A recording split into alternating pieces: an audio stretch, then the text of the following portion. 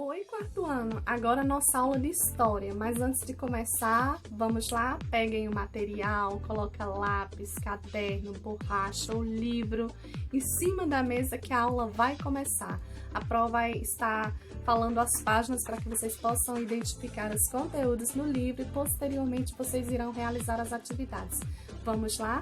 Bem, o conteúdo de hoje vai falar sobre a riqueza que vem do Oriente, tá? Vocês vão encontrar esse conteúdo na página 60 a 64 e as atividades que vocês irão realizar serão das páginas 65 e 66.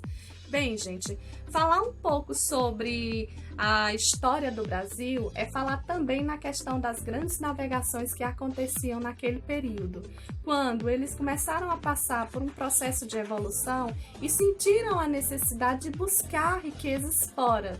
Foi quando eles conseguiram chegar em território brasileiro, dizendo que tinham descoberto o Brasil, mas na verdade eles chegaram numa terra em que já existiam pessoas morando, já existiam culturas, já existiam os índios. Isso já foi trabalhado em nossas aulas anteriores. Bem, hoje nós vamos falar um pouco sobre a história desses navegadores, para que vocês possam entender como de fato as coisas aconteciam, tá? Então, no século XV, por exemplo, os europeus procuravam novos caminhos para comprar produtos orientais, que chamavam de especiarias.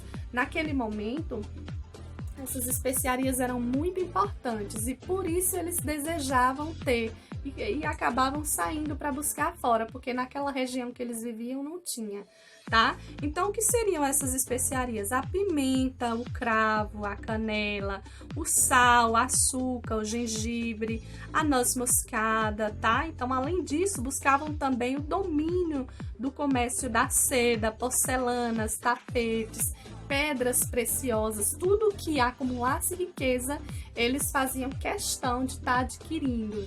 Para isso eles precisavam, na verdade, explorar. E para isso eles precisavam viajar. Então é a partir daí que começou esse processo de descoberta das terras do Brasil. Foi quando eles começaram a buscar essas coisas fora, tá? Como o ouro, na verdade buscavam fora todo esse material, porque na verdade não tinha, né? Então, o ouro, a prata, por exemplo, tá? Então, as especiarias eram produtos singulares, não eram encontrados com facilidade. Então, por isso se tornavam caras, então tinham alto valor no mercado. Na época, gente, não existia geladeira, então alguns produtos ajudavam a conservar alimento. Então, isso fazia parte também do material que eles tentavam encontrar, certo? Então, por eles não terem geladeiras, muitos alimentos acabavam se desperdiçando, apodrecendo, e com isso, a fome naquele período era muito grande, porque eles jogavam comida fora, né? Então, a Europa, naquele tempo, naquele momento, estava passando por uma série de transformações políticas e econômicas. E foi justamente isso que fez com que eles começassem a buscar novas coisas, novos produtos, novos mercados, novas rotas comerciais, para que a vida deles começasse a passar por esse processo de evolução e se desenvolvesse. Ok? Então, quando chegou o ano de 1453, os turcos tomaram a cidade de Constantinopla, que hoje é Istambul, e impediram o comércio de especiarias e a entrada de navios do mar Mediterrâneo. Esse fato, na verdade, ele causou muita desordem, porque aumentou ainda mais o preço dos produtos, tá, gente? Então, Pedro Álvares Cabral, Vasco da Gama e Cristóvão Colombo, eles foram navegadores contratados pela coroa portuguesa e espanhola para descobrirem novas rotas e chegarem ao destino dele, ao objetivo deles, que era conquistar todos esses objetivos que eles tinham, né? Porque era necessário para o momento manter o comércio com as Índias, onde eram compradas especiarias tão apreciadas na Europa. Então, ele precisava, na verdade, manter esse relacionamento, tá? Então, na viagem, gente, que eles realizavam, os navegadores trocavam suas experiências, comentavam suas descobertas. Existia um lugar chamado Escola de Sagres, um centro de estudo náutico, onde eles discutiam as experiências adquiridas, tá?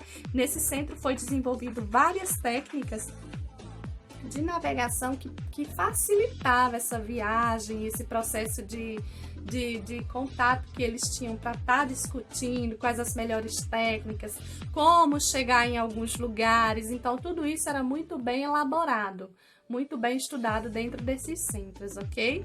Então, os astrolábios, por exemplo, eram equipamentos que eles utilizavam durante essas viagens, que é o que a gente vai ver agora, alguns equipamentos que eram utilizados. Os astrolábios, gente, eram instrumentos naval antigo, usados para medir a altura dos astros acima do horizonte. Então, isso facilitava a navegação deles a partir da observação desses astros, né? Para que eles pudessem se locomover e conseguir saber onde eles estavam. Então, na verdade, eles utilizavam as posições das estrelas para se orientar, tá? Nessas navegações. Tinha também a bússola, que era composta de uma agulha magnetizada, né? Ela é composta de uma agulha magnetizada no horizontal, suspensa pelo centro da gravidade e aponta sempre para o eixo norte-sul. Então, também facilitava o processo de navegação deles. Se eles sabiam para onde ficava norte e sul, ficava fácil eles saberem para onde era o leste e oeste, entenderam? Então, era esse o papel da bússola, tá? E tinha também, na verdade, outros equipamentos que eles utilizavam na época. Não era como hoje, que a gente tem a tecnologia, mas eles tinham os meios deles para estarem desenvolvendo as viagens, né? E não parava, não. Era cada etapa era uma descoberta, né? E assim é a vida, né? A gente vive situações e cada vez mais vai mudando as situações. Então, gente, em relação aos caminhos e destinos, né, a gente fala na Índia. Então, os portugueses, eles decidiram iniciar a busca por uma nova rota comercial, contornando a África. Então, esse modelo de navegação ficou conhecido por périplo africano, ou seja, o que se pretendia era contornar a África até chegar às Índias. Tá? Então, a Espanha também queria atingir as Índias e iniciou seu processo de navegação após a formação do seu estado em 1492. Então, nesse período, né, estava a serviço da Espanha um navegador chamado de Cristóvão Colombo. Tá? Ele era uma espécie de navegador meio maluquinho, porque ele também não tinha medo, ele se atrevia e ele ia por caminhos que outros navegadores não tinham coragem de seguir. Né? Então, ele foi em busca de aprovação para suas viagens com o rei e rainha, né? Fernando de Aragão e a rainha Isabel de Castela. Então, muitas pessoas riam, na verdade, das histórias de Colombo. Não acreditavam que ele realmente tinha coragem de investir naquelas viagens. Mas ele ia. Era tido como um louco, partia em viagens, rumava ao desconhecido e penetrava por lugares em que eram assim, que ninguém tinha coragem de seguir, lugares temerosos, como, por exemplo, o Oceano Atlântico, que era muito turbulento para navegações, muito perigoso, e ele ia sem medo de ser feliz. Então, ele era uma espécie de navegador meio maluquinho. Então, ele era bem determinado, ele conseguia acalmar os ânimos, oferecendo àqueles que primeiro encontrassem terra sempre uma recompensa. Então, aqueles que ele encontrava, que ele queria obter algum tipo de conhecimento, era como se ele comprasse. Você me ajuda que eu te dou, tipo, alguma coisa em troca, um produto, não sei. O que ele podia dar na época, né? Então, assim, era um cara super inteligente, ele conseguia, assim, desenvolver muito bem o seu trabalho, suas viagens, apesar de que algumas pessoas o achavam muito louco, mas ele conseguia desenrolar tudo direitinho, ok? Bem, gente, essa foi a nossa aula de hoje, espero que vocês realizem as atividades e não deixem de mandar as fotos para a Pro, ok? Um super beijo e até a próxima aula.